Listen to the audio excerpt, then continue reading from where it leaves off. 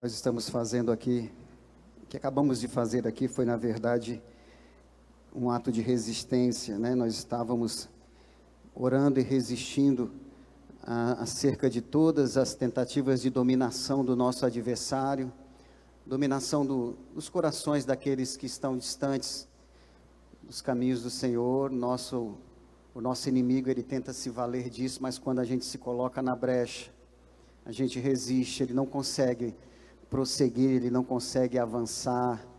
E a palavra de ordem de Deus para nós é que estejamos sempre na brecha, em todo o tempo, e vendo os projetos do nosso adversário sendo fracassados para a glória do nosso Deus. O salmista, ele já dizia: se o Senhor não edificar a casa, em vão trabalham aqueles que edificam.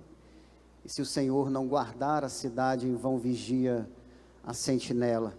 E como é importante nós chamarmos Deus, clamarmos, atrairmos a presença de Deus para esse projeto de edificação da nossa casa. Como é fundamental que Deus participe ativamente e tenha liberdade para participar dessa edificação. E por que isso é importante? Porque Deus, Ele conhece pela sua presciência, pela sua onisciência, Ele conhece tudo o que vai acontecer na vida de cada família, em todos os dias, tudo o que vai acontecer, todos os ventos, as dificuldades que virão, a força dos ventos que soprarão, que darão sobre a nossa casa. E se Ele de antemão conhece a intensidade desses ventos, e se Ele é aquele que participa da edificação dessa casa, Ele então vai fazer com que o alicerce dessa casa seja capaz de suportar os piores vendavais. Se Ele sabe quais são os vendavais que soprarão, Ele sabe qual é o alicerce apropriado para que essa família se mantenha estruturada e de pé para a glória do Senhor. Louvado seja Deus. Queridos, nós cantamos aqui um hino me chamou a atenção, acho que foi um dos primeiros louvores, que diziam assim: se você já pensou em desistir, tenha fé em Deus, né? E não pare, eu acho que não pare de sorrir, acho que é mais ou menos isso. Se você já pensou em desistir, quantas vezes nós, na nossa caminhada, nós já pensamos em desistir? De muitas coisas, sobre muitos aspectos, nós já flutuou aí na nossa mente, nos nossos pensamentos, a ideia de desistir. E isso aconteceu comigo e provavelmente aconteceu com você. Isso é algo inerente à vida humana, pelo fato de que nós, enquanto seres humanos, nós só conseguimos enxergar as circunstâncias da nossa vida na perspectiva horizontal, né? A gente só consegue enxergar horizontalmente. Mas uma coisa que me deixa maravilhado é que nós servimos a um Deus que enxerga de cima. Ele enxerga de cima. Perspectiva que Deus contempla as coisas é uma perspectiva de quem olha de cima. E eu estava me lembrando aqui de um texto bíblico em que o nosso pastor, por diversas vezes, ele lança mão desse texto bíblico para trazer a nós, né, lições preciosas. E é um texto riquíssimo e que não se esgota em seus ensinamentos. E é o texto que está em 1º livro dos Reis, no capítulo 17, bastante conhecido de todos nós. É exatamente o trecho desse capítulo que fala sobre a história de Elias e da viúva de Sarepta. E é interessante, eu repito, como o nosso Deus consegue enxergar os cenários de cima para baixo, diferentemente da forma como nós enxergamos, que é uma forma limitada, é uma forma horizontal, uma forma de enxergar que é limitada até pelos os obstáculos mais próximos a nós. E aí nós temos nesse texto essa história de um profeta, o profeta Elias, que estava vivendo ali numa condição difícil, num contexto de sobrevivência. Ele estava num ribeiro chamado Querite, e ali ele era alimentado por corvos, e bebia da água daquele ribeiro. E aconteceu que depois de alguns dias vivendo ali, a água secou, o ribeiro se secou, então os recursos de sobrevivência do profeta Elias se esgotaram naquele momento, porque não tinha mais água. E é interessante que naquele mesmo contexto em que os recursos de sobrevivência de Elias se esgotaram, ali, Elias estando no Querite, no território de Israel, em uma outra nação, não tão distante dali, mas em uma terra estrangeira, uma mulher, uma pobre viúva também, em Sarepta, uma região ali próximo de Sidom, que hoje é o Líbano, e uma mulher também estava vendo os seus recursos de sobrevivência se esgotando. Aquela mulher que de repente sai de casa à procura de dois gravetos, para através desses gravetos fazer um fogo, e nesse fogo assar o último punhado de massa que ela tinha para preparar um bolo. E após consumir ela e o seu filho essa porção, não havia mais nenhuma expectativa. Ali se acabavam os recursos para que ela pudesse sobreviver. Mas aí a gente olha para esses dois cenários, um em Israel, outro na região de Sidom, um profeta vendo os recursos esgotados, uma viúva vendo os recursos esgotados, um cenário terrível, mas um cenário terrível para quem olha como o homem olha sob a ótica horizontal. Deus, que estava olhando de cima, estava vendo que aquilo ali não era o fim.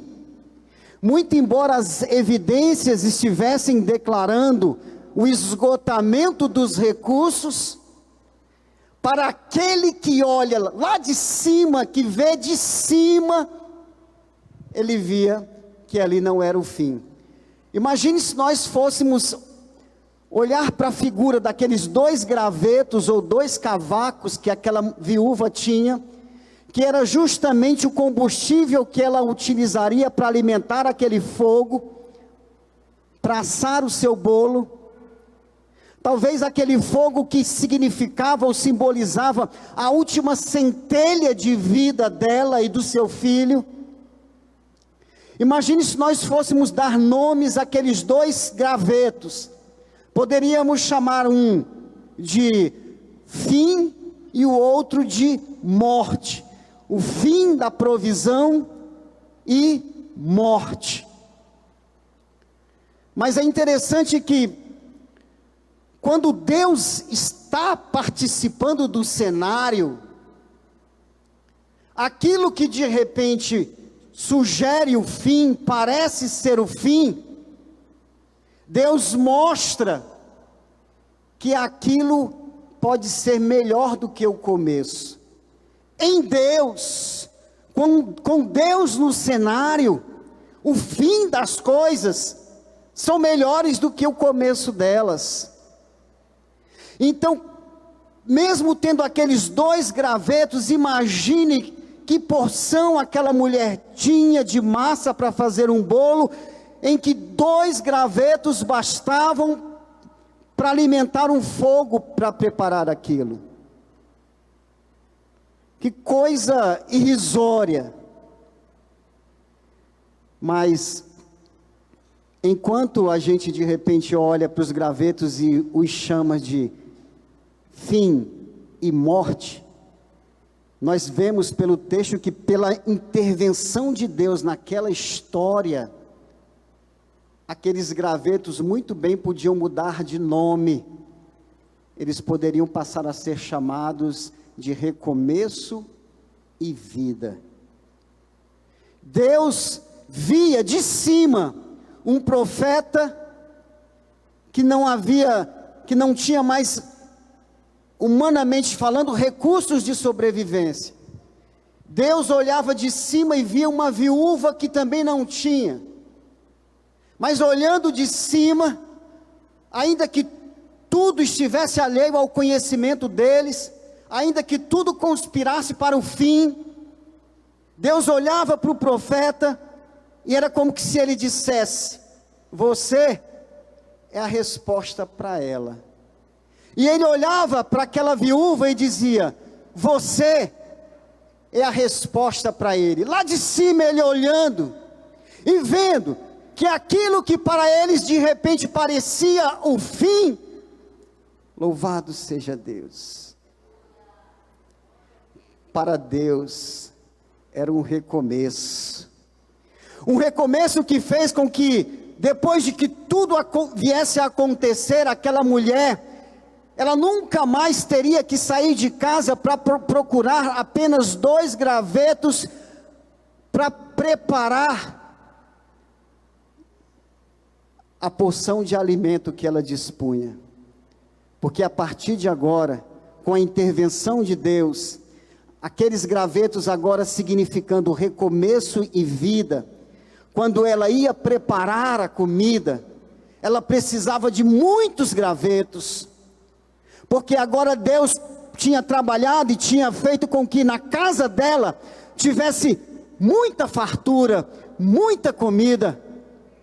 E agora não eram mais 2 gravetos, eram muitos gravetos. Se nós fôssemos dar aqui nomes a esses gravetos, nós poderíamos dizer que ali alimentando aquele fogo, tinha paz, tinha fartura, tinha abundância, tinha prosperidade, tinha provisão, tinha alegria. Cada um daqueles gravetos representava o mover de Deus, de um Deus que olha de cima e vê as coisas muito, muito diferentes da forma como nós vemos, quando olhamos para nós e de repente nós começamos a ser convencidos de que é o fim. E aí, de repente ele nos mostra que se para nós parece o fim, para ele é um recomeço de um novo tempo, porque ele está no cenário, porque a presença dele está no cenário. Louvado seja Deus. Então Deus é como que se ele tivesse trabalhado, e é claro que a Bíblia não entra nesse mérito, mas é como que se Deus estivesse dizendo: você, viúva, precisa aprender a ressignificar aquela frase que você disse, quando você comentou: eu não tenho senão, ou seja, eu só tenho isso. O texto fala que Deus havia falado com aquela viúva e havia ordenado aquela viúva a sustentar o profeta, mas ela continuou naquela narrativa dizendo: eu só tenho. E Deus, através da sua intervenção, faz com que aquela mulher ressignificasse aquele seu ponto de vista, um ponto de vista de quem só conseguia enxergar horizontalmente. Talvez você que esteja aqui, ou você que nos acompanha através das redes sociais, que de repente nesse exato momento está acometido por alguma enfermidade, ou por alguma debilidade, ou de repente por alguma necessidade, de repente portas estão fechadas e você olha para um lado e olha para o outro, apenas nessa visão horizontal, e começa a perguntar: e agora como é que vai ser? Eu quero te relembrar que você serve a um Deus que olha de cima, e ainda que você não esteja vendo, Ele está vendo, Ele está preparando os recursos, Ele está trabalhando, e Ele vai ressignificar, e Ele vai te mostrar que ao invés de você olhar para isso, que de repente te consome as forças, rouba o teu ânimo e a tua alegria, e ver isso como um fim, Ele vai te ensinar a enxergar isso como recomeço de uma história maravilhosa, uma história de quem vai deixar de lado apenas os 2 gravetos, os 2 pequenos gravetos, e em Deus e com Deus alimentará a sua fogueira com muitos gravetos. Rabachai de comende faz. Glória a Deus. Irmãos, na nossa interação com Deus e com a palavra de Deus, existem algumas chaves que nós de repente são importantes para que a gente de repente utilize. São chaves importantes e interessantes para nós utilizarmos nessa nossa lida com Deus, com a palavra de Deus. São chaves que nos ajudam a interpretar algumas coisas, e quando nós interpretamos essas coisas, nós aprendemos a lidar melhor com elas. Nós encontramos descanso onde muitas vezes havia dúvida, ansiedade, inquietude. Quando a gente aprende a interpretar alguns movimentos de Deus, a gente começa então a se livrar da inquietude e entrar numa zona de descanso e de confiança. Começamos a entender que a palavra, a última palavra, não está nas circunstâncias que os nossos olhos enxergam, nas circunstâncias que estão diante dos olhos que só contemplam o horizonte, mas a última palavra está naquele que olha de cima e vê exatamente como as coisas estão acontecendo. E dentre essas chaves de interpretação, no universo de uma área da teologia chamada de hermenêutica, existe 2 termos que são muito interessantes e que nos ajudam em muitas coisas. É o termo já e o termo ainda não. Então, quando a gente para pensar sobre esses 2 termos, já e ainda não, e quando nós direcionamos isso para a nossa interação com Deus, nós vamos entender que o nosso Deus, Ele não vive limitado ao mesmo espaço temporal que a gente é limitado. Deus, Ele não vive nessa perspectiva de passado, de futuro. Deus vive num eterno agora, num eterno já. No eterno já. E existem muitas coisas na nossa vida que Deus, pela sua presciência, que Deus já vê essas coisas como realizadas, definidas, coisas que na presença dEle, no mundo dEle, coisas que já aconteceram e que dizem respeito a nós, mas que talvez no nosso espaço temporal, no nosso mundo, talvez a gente ainda não tenha percebido isso acontecendo. Podemos de repente exemplificar com alguma enfermidade, por exemplo, quando alguém é acometido por alguma enfermidade, de repente Deus, Ele já no seu ambiente, no ambiente sobrenatural, Ele já declarou, Ele já deu a ordem, para que aquela enfermidade caia por terra, para que aquela enfermidade bata em retirada.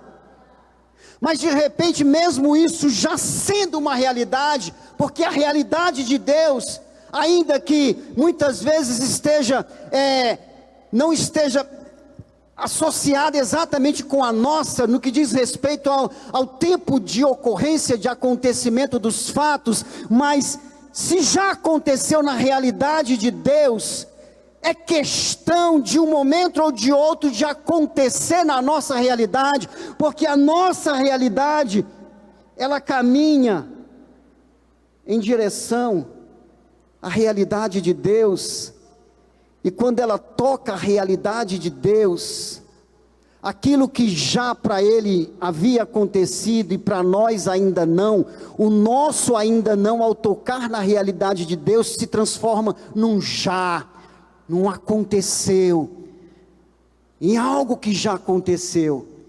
Então de repente alguém enfermo, levando consigo a sua enfermidade, e na realidade de Deus essa cura já aconteceu, mas a pessoa olha para a sua própria realidade e ainda se depara com essa enfermidade lhe incomodando. Mas queridos, louvado seja o nome do Senhor, porque a realidade humana, o espaço temporal humano é submisso à realidade de Deus. Agora, por que existe esse delay, essa distância? Porque há, muitas vezes, eu não quero dizer que é sempre, mas porque há muitas vezes essa distância entre o já de Deus e o nosso ainda não. Porque essa distância está exatamente associada ao nosso preparo. Você de repente que está enfermo, você que de repente está diante de portas fechadas, talvez nem se aperceba e nem tome conhecimento, mas o fato é que provavelmente existe uma grande possibilidade de que mesmo você se tocando, ainda sinta a enfermidade, mas existe uma grande probabilidade de essa enfermidade, na realidade de Deus, já ter sido abolida. E aí, esse delay dessa realidade, essa distância dessa realidade para a nossa realidade, é questão apenas de uma prontidão, de um preparo nosso. Essas coisas muitas vezes aguardam o momento apropriado, para que elas sejam uma realidade em nós, como já são uma realidade em Deus. É necessário que, quando essa realidade de Deus se manifesta na nossa realidade, é necessário que isso seja para a glória dEle. É necessário que esta bênção nos enriqueça e não nos acrescente dor. É necessário que, para que nós, na figura de, por exemplo, uma árvore, para que nós, como uma árvore, possamos apresentar determinados frutos, determinada quantidade de frutos, é necessário que o que existe da árvore, do solo para cima, seja compatível com o que há de árvore do solo, da superfície do solo para baixo.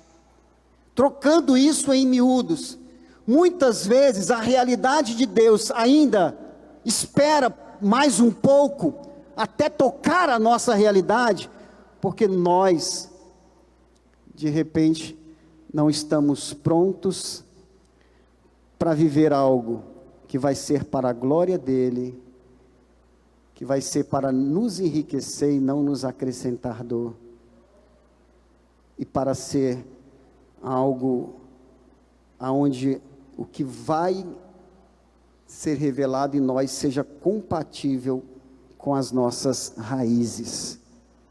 Então é por isso que existe esse delay. É por isso que existe esse espaço de tempo.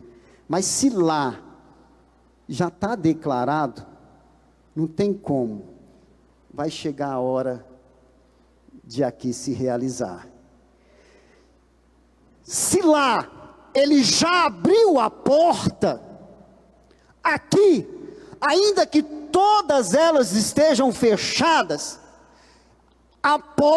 uma porta vai se abrir.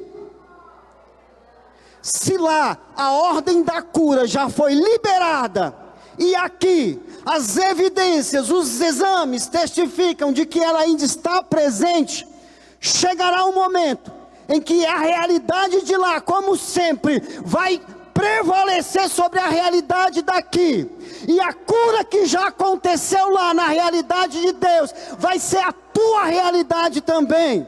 O milagre que foi declarado lá, vai te alcançar, vai te chegar, vai te atingir, vai ser a tua realidade. É questão simplesmente de nós estarmos prontos para vivermos, para recebermos. Louvado seja o nome do Senhor.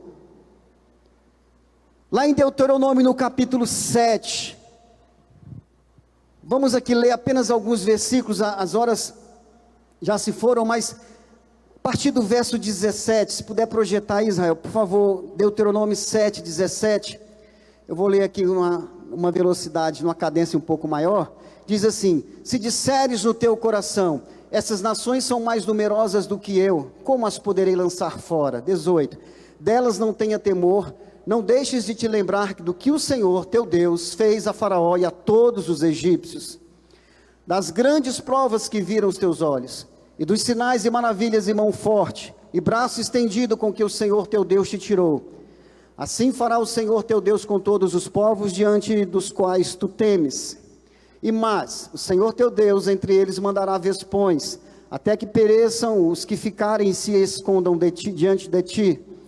Não te espantes diante deles, porque o Senhor teu Deus está no meio de ti, Deus grande e terrível. Agora veja o 22. E o Senhor teu Deus lançará fora estas nações, pouco a pouco diante de ti. Não poderás destruí-las todas de pronto, para que as feras do campo se não multipliquem contra ti.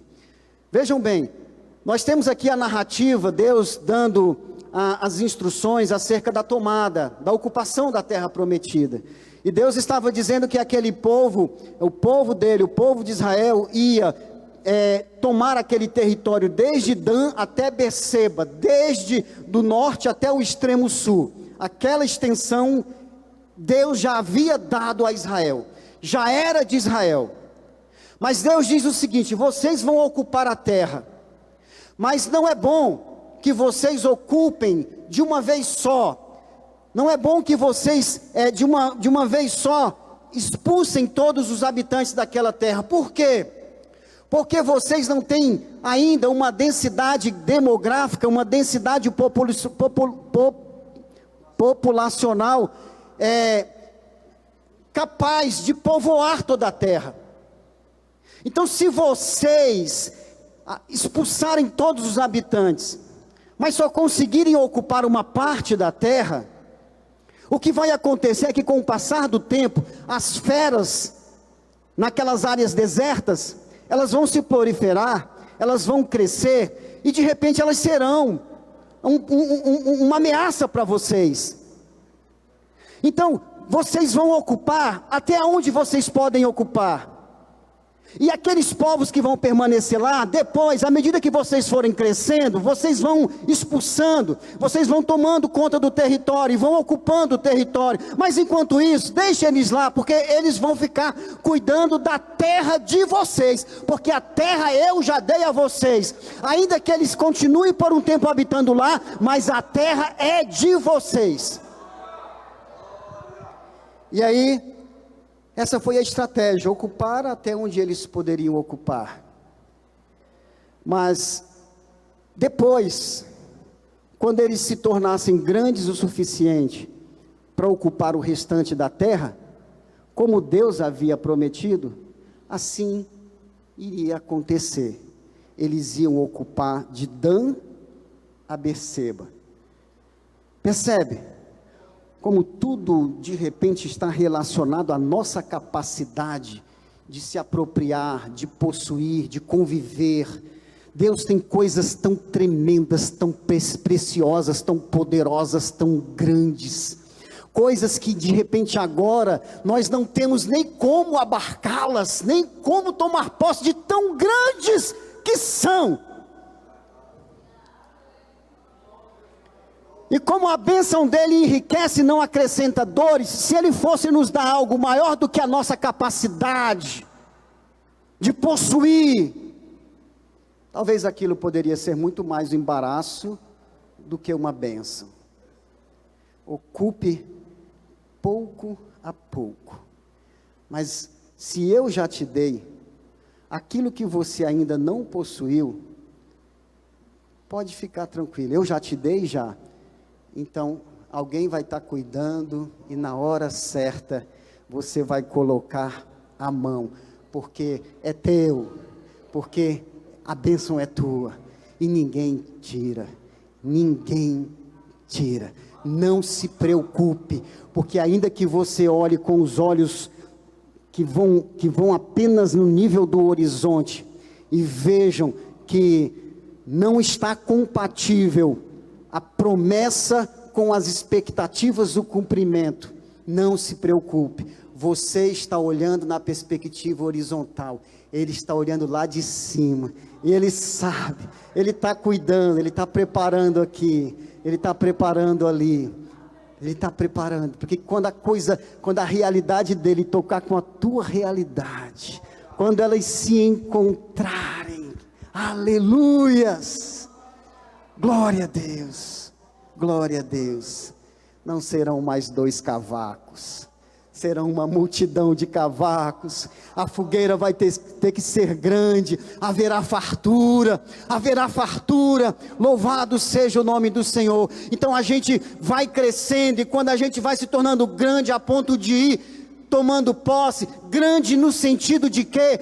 Grande no sentido de reconhecer que é Ele quem faz todas as coisas, grande no sentido de reconhecer de que é Ele quem sustenta todas as coisas, grande no sentido de entender que Ele também pode tirar. Então aqui nós temos princípios de Deus, de amor e de temor, de amor no sentido de que é Ele quem dá, é Ele quem mantém, mas a importância de temermos, porque também Ele pode tirar. Então, queridos, eu quero aqui, simplesmente, nesse momento, dizer para você, não se desespere, porque você não conhece a realidade dele, o já dele. Você de repente se desespera, e ele olha assim para você, balança a cabeça, rapaz, você nem sabe que eu já resolvi isso. É só uma questão de tempo. Se você parar de ficar desesperado, quando você se acalmar, vai chegar. Já está declarado, já aconteceu, já foi batido o martelo, já foi virada a ponta. Não tem mais negócio, não tem mais conversa. Já é. E às vezes a gente está ali, porque é a nossa realidade. É a nossa realidade. Mas descansa no Senhor. Em nome de Jesus, descansa mesmo, descansa, glória a Deus. Ele olha de cima, ele consegue enxergar além da curva, a gente não consegue enxergar além da curva, se a curva está ali, a gente só vai até ali, mas ele olha além da curva, ele tem o controle de tudo, ele é o teu Deus, ele está no teu cenário. Se Ele está no teu cenário, aleluia, se você olha e pensa que é o fim, entenda que é melhor o fim com Ele do que o começo. O começo é envolvido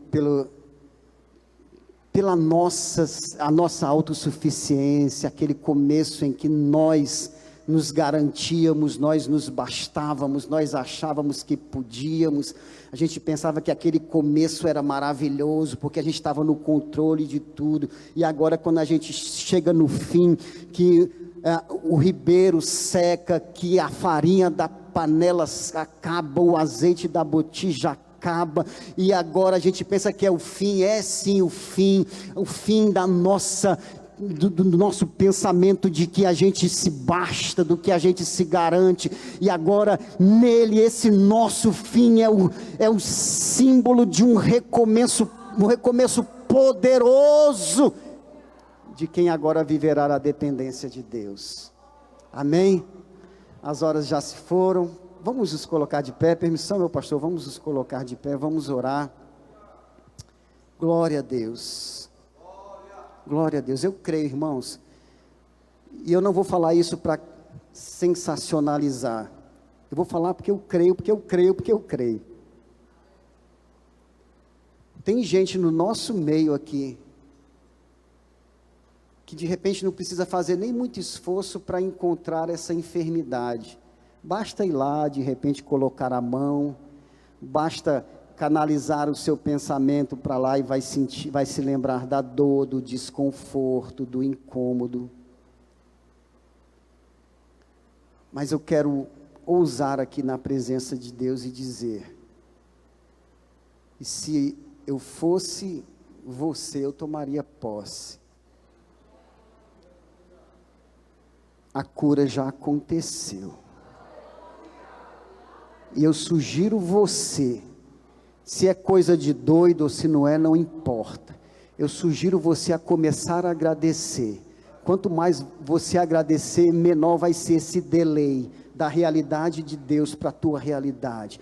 Quanto mais você começar a agradecer e adorar ao Senhor, você vai cada vez mais estar próximo desse toque sarador, desse toque definitivo, dessa realidade poderosa, dessa cura que vai gerar glorificação ao nome dEle, vai lhe enriquecer, aleluias, e vai fazer com que aquilo que há de se manifestar na sua vida, seja fruto de fundamentos, de um trabalhar dEle, aleluias, que lhe levou ao conhecimento, de que muito melhor é confiar do que resistir ao Senhor. Adore, descanse nele, e você vai receber esse milagre. E sem querer ainda sensacionalizar, o milagre está a caminho. Aleluias, ele está vindo. Se você puder, coloque a mão no seu coração. Pai, alebaixoi de comendefaz. Oh Deus, como Tu és poderoso, Senhor, oh Deus de poder e glória.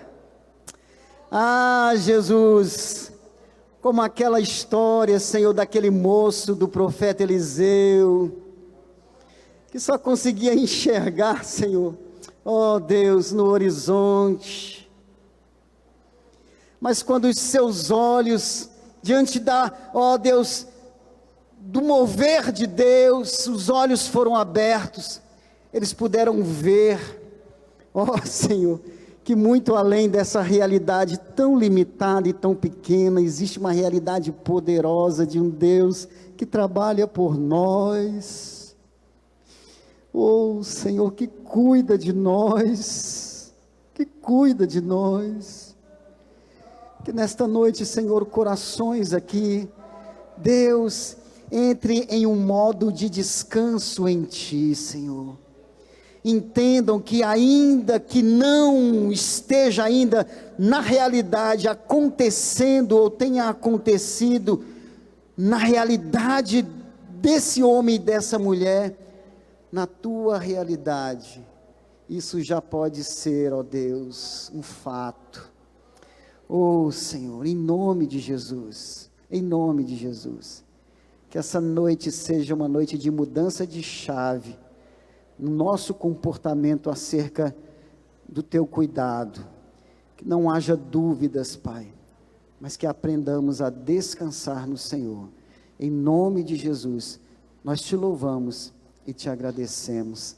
Amém. Graças a Deus.